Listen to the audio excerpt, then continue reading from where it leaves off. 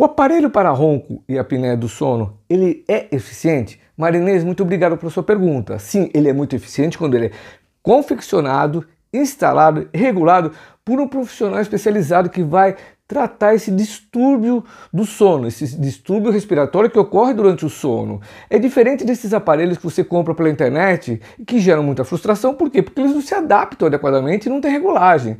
Não tem como calibrar isso. Então é assim, eu recomendo que você procure um profissional especializado e faça o tratamento adequado. Para você conhecer os aparelhos de ronco, apneia do sono, visite o meu site drpaulocoelho.com. Lá tem vários vídeos que vão te ajudar a entender ainda mais a importância do tratamento do ronco e da apneia. Então um grande abraço e te vejo lá.